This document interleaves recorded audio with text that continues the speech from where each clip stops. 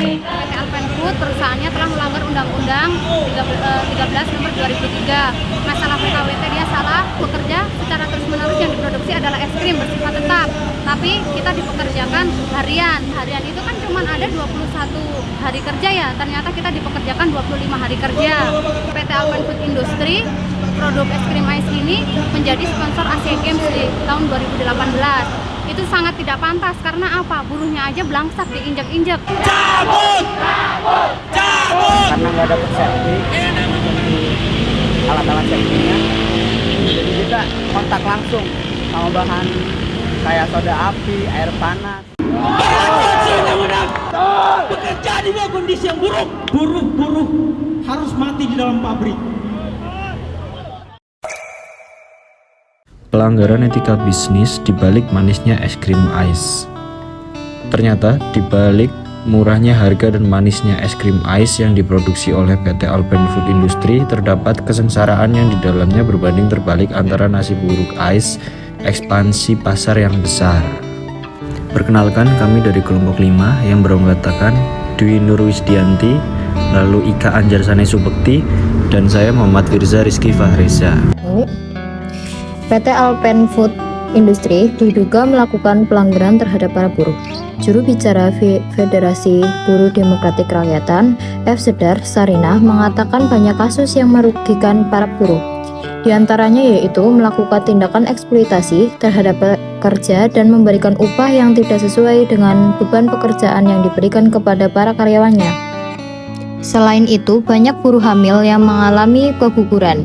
Sarinah mengatakan hal tersebut disebabkan ibu hamil di PT Alpen Food Industry yang usia kandungannya di bawah 7 bulan tidak boleh melakukan shift. Mereka tetap harus bekerja pada malam hari, padahal seperti yang diketahui, usia kandungan pada trimester pertama atau masa awal kehamilan sangatlah rentan untuk mengalami keguguran. Fakta mencengangkan selanjutnya muncul setelah beberapa pekerja yang bekerja di bagian produksi mengalami kecelakaan kerja. Beberapa pingsan karena menghirup gas amonia hingga jarinya terpotong karena mesin yang bermasalah. PT Alpen Food Industry bahkan tidak menyediakan kotak P3K. PT Alpen Food Industry justru menyalahkan pekerja yang bekerja tidak sesuai SOP dan membantah semua tuduhan yang menyudutkan perusahaan. Namun pernyataan tersebut semakin berbanding dengan fakta-fakta yang terungkap terkait kondisi karyawan di PT Alpen Food Industry. Undang-undang dan peraturan yang dilanggar. Yang pertama, Keputusan Menteri Tenaga Kerja dan Transmigrasi RI Nomor Kep 100/6/2004, PTA tidak mengangkat buruh menjadi karyawan tetap ketika mempekerjakan lebih dari 20 hari atau 3 bulan berturut-turut. Yang kedua, Pasal 50 Ayat 6 Undang-Undang Ketenagakerjaan dan Pasal 3 Kepmen 100/2004 karena mempekerjakan buruh dengan kontrak yang berkepanjangan. Yang keempat, Undang-Undang Ketenagakerjaan selama 4 tahun sejak 2013 sampai 2017. Meskipun telah berdiri serikat pengusaha, kemudian memberikan tunjangan-tunjangan tersebut per Agustus 2017, namun hal ini tidak menghapuskan kerugian yang diderita buruh selama 4 tahun beroperasi pabrik es krim ini. Yang keempat, Pasal 66 Undang-Undang Nomor 13 Tahun 2003 tentang Ketenagakerjaan dan Peraturan Menteri Tenaga Kerja dan Transmigrasi RI Nomor 19 Tahun 2012, PTA mempekerjakan ahli daya selain yang dijanjikan dalam 5 bidang saja. Solusi permasalahan. Perusahaan harus yang pertama yaitu melakukan mediasi dengan para pekerja terkait permasalahan yang ada, lalu menghargai hak-hak karyawan dan menjamin kesehatan dan keselamatan kerja.